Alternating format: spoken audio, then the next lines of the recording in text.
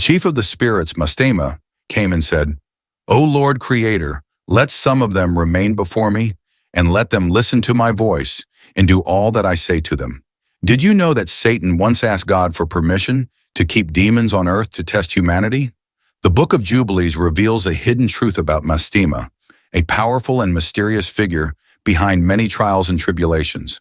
Some say he is Satan himself, while others believe he is a separate entity working to oppose God's people. But who is he really, and what role does he play in biblical history? From the testing of Abraham to the plagues of Egypt, Mastema's influence runs deep in the scriptures. But is he truly an agent of chaos, or does he serve a greater purpose in God's divine plan? Let's uncover the shocking truth about Mastema, his origins, his influence, and his ultimate fate according to the Bible and ancient texts. Stay tuned, because what you're about to learn will change how you see spiritual warfare forever. Welcome to Bible Stories, where we uncover the hidden mysteries of the Bible. If you love deep biblical insights, make sure to like, share, and subscribe so you never miss a new video. Now let's dive into the untold story of Mastema. Who is Mastema? Is he simply another name for Satan, or is he a different entity altogether? The Book of Jubilees paints a mysterious picture, one that challenges everything we think we know about the forces of darkness. In mainstream theology, Satan is often seen as the ultimate adversary of God, the deceiver, the accuser, the fallen angel who rebelled against the Almighty. We see him in the book of Job, standing before God and seeking permission to test Job's faith. Job chapter 1 verse 6 to 12 describes this moment vividly. Now there was a day when the sons of God came to present themselves before the Lord, and Satan also came among them. Satan also appears in Zechariah chapter 3 verse 1 to 2, where he stands accusing the high priest Joshua before the Lord. But what if the Bible holds more than one name for this adversary? What if another force of darkness was also at work in human history? Mastema, the shadowy figure revealed in the Book of Jubilees, an ancient Jewish text that expands on the narratives of Genesis and Exodus. Unlike Satan, Mastema is not merely an accuser. He is a ruler of spirits, a tempter of mankind, and a direct force behind some of the Bible's most challenging trials. He is the one who asked God for permission to keep a fraction of demons on earth after the flood. He is the one who sought to test Abraham, harden Pharaoh's heart, and lead humanity astray. But is Mastema actually Satan? Or is he a separate being, one of Satan's generals, or perhaps something even more terrifying? Could he be a tool used by God to refine and test the faithful? What do you think? Is Mastema just another name for Satan, or is he a distinct entity with his own dark agenda? Let us know in the comments below. After the great flood, the earth was cleansed, but was evil truly wiped away? Or did something darker remain? According to the Book of Jubilees, after the flood, Noah saw something terrifying. Though the wicked had perished, spirits of darkness still roamed the earth, whispering to humanity, luring them into sin. These were the spirits of the Nephilim, the fallen ones, the offspring of angels and mortal women who perished in the flood. But their spirits, now demons, still sought to corrupt mankind. Jubilees chapter 10, verse 1 to 2 says, Noah prayed before the Lord his God and said, Lord of the spirits that are in all flesh, you who have shown mercy to me and my sons, and saved us from the waters of the flood, do not allow these wicked spirits to destroy the souls of men, but imprison them and let them not have power over the sons of the righteous. And God heard Noah's prayer. He commanded the archangels to descend and bind the spirits of darkness, locking them away so they could no longer lead humanity into destruction. But then, something unexpected happened. Jubilees chapter 10 verse 8 to 9 says, And the chief of the spirits, Mastema, came and said, O Lord Creator, let some of them remain before me, and let them listen to my voice and do all that I say to them. For if none of them remain with me, I shall not be able to execute the power of my will among the children of men. Mastema, the ruler of wicked spirits, begged God to allow him to keep some of the demons on earth. He argued that without them, he would not be able to carry out his work of testing and proving mankind. And to the shock of many, God agreed. Jubilees chapter 10, verse 10. And the Lord said, "Let the 10th part of them remain before him, but let 9 parts descend into the place of condemnation." Why would God allow Mastema to keep a portion of these evil spirits? Why permit them to remain on earth, knowing they would tempt and corrupt humanity? What do you think? Does this remind you of Job's story, where Satan was allowed to test him? Or does this reveal a deeper mystery about God's plan? Comment below and let us know your thoughts. Abraham, the man chosen by God to be the father of many nations, a man of unwavering faith. But what if I told you that behind one of the greatest tests of loyalty in biblical history, there was an unseen force, a shadow lurking in the background, whispering, manipulating, and seeking to see him fail? The Book of Jubilees reveals a shocking twist to the story of Abraham's test. While Genesis 22 tells us that God tested Abraham's faith by asking him to sacrifice his son Isaac, Jubilees chapter 17 verses 15 to 16 tells a different story. Jubilees 17, 15 to 16. And Prince Mastema came and said before God, "Behold, Abraham loves Isaac his son, and he is more delighted with him than all things. Bid him offer him as a burnt offering on the altar, and you will see if he remains faithful in everything wherein you do test him." Mastema, the ruler of evil spirits, sought to challenge Abraham's devotion.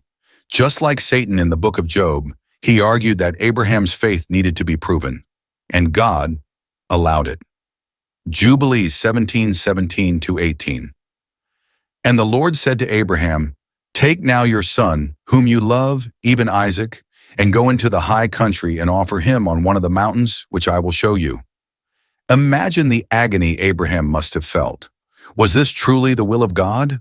Or was Mastema, the adversary, manipulating the situation to break him?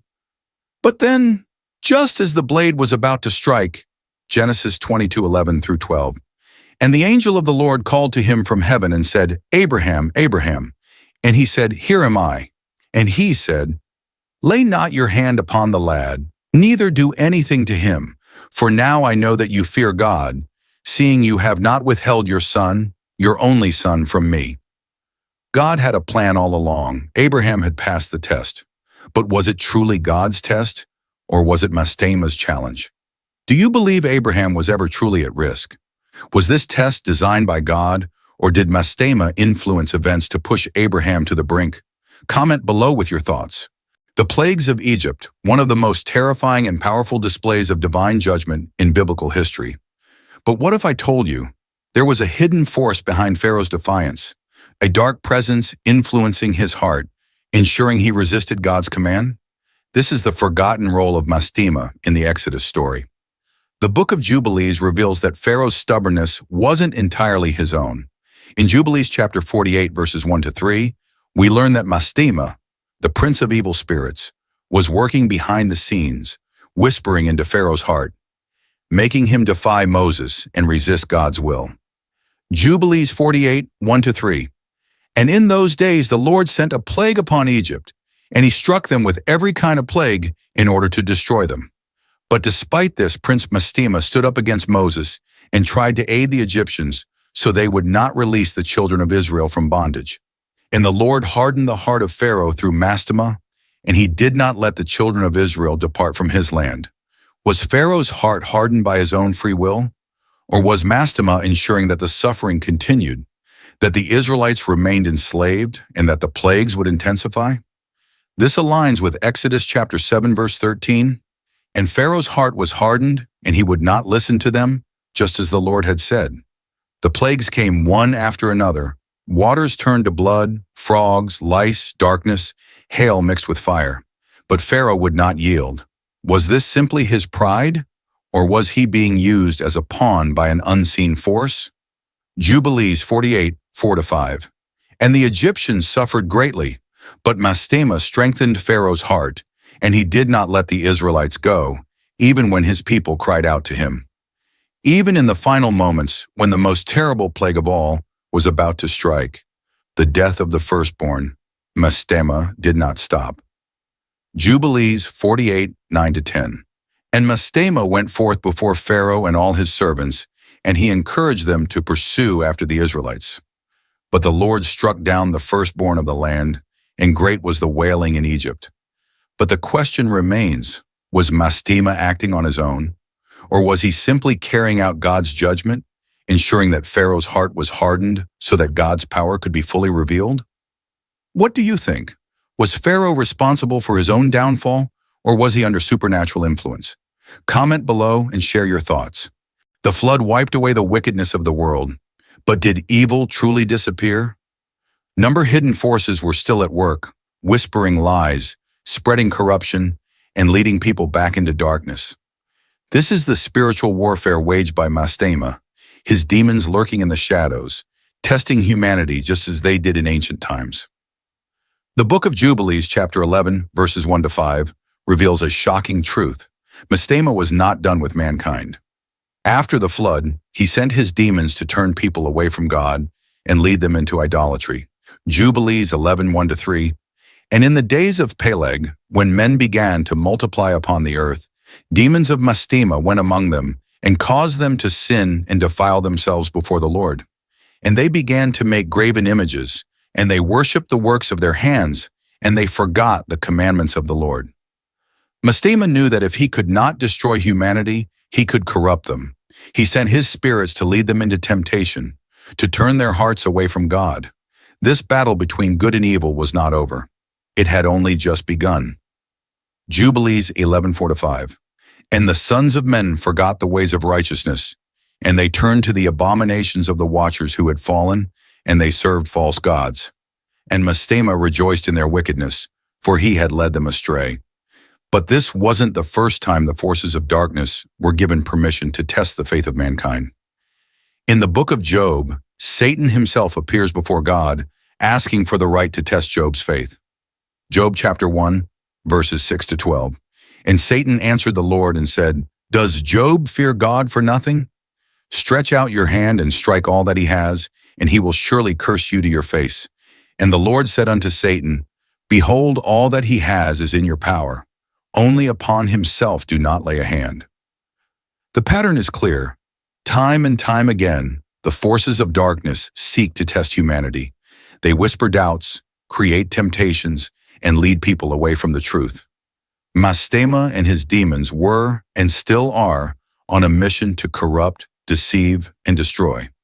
Ephesians chapter 6, verse 12 warns us, "For we wrestle not against flesh and blood, but against principalities, against powers, against the rulers of the darkness of this world, against spiritual wickedness in high places." The spiritual warfare that began in the days of Mastema still rages today. The demons that led ancient men into idolatry now use new tools: temptation, distractions, and deception. But here's the question: can we resist? Do you believe demons still test people today? Have you ever felt spiritually attacked? Share your experiences in the comments below. For centuries, Mastema and his demons have tested humanity, whispering lies, leading souls astray, and hardening the hearts of kings. But will his reign of darkness last forever, or is there an end to his power? The Book of Jubilees, chapter 23, verse 29, gives us a prophecy, one that speaks of the final fate of Mastema and his demons. Jubilees 23:29. And in those days the powers of evil shall be cut off from the earth, and the spirits of unrighteousness shall no longer rule over the children of men. For the great judge shall come, and he shall cast away the dominion of Mastema forever. This part reveals a powerful truth. Mastema's time is running out. His reign over humanity will not last forever. A time is coming when God will judge all evil, and Mastema, along with his demons, will be cast away for eternity. Revelation chapter 20 verse 10 confirms this ultimate judgment. And the devil who deceived them was cast into the lake of fire and brimstone, where the beast and the false prophet are. And they will be tormented day and night forever and ever. The fall of Mastema is not just a prophecy of the past, it is a promise for the future. Evil may test us now, but in the end, God's justice will prevail. The powers of darkness will be silenced, and righteousness will rule forever. What do you think about Mastema's role in biblical history? Was he truly Satan, or was he something else? And do you believe we are living in the final days of this battle? Let's discuss in the comments. Mastema's role in biblical history is mysterious. Was he a fallen angel, a divine prosecutor, or simply another name for Satan? One thing is certain, there is an ongoing spiritual battle, and we must stay strong in faith. Ephesians chapter 6 verse 12 reminds us, "For we do not wrestle against flesh and blood, but against principalities, against powers, against the rulers of the darkness of this world, against spiritual wickedness in high places." Even today we face trials, temptations, and unseen battles. But with faith, prayer, and the Word of God, we can stand firm against the schemes of the enemy. If you found this deep dive into Mastema's story intriguing, don't forget to like this video, subscribe, and share for more biblical mysteries and insights. Until next time, stay strong in faith, and remember, God's light will always triumph over darkness.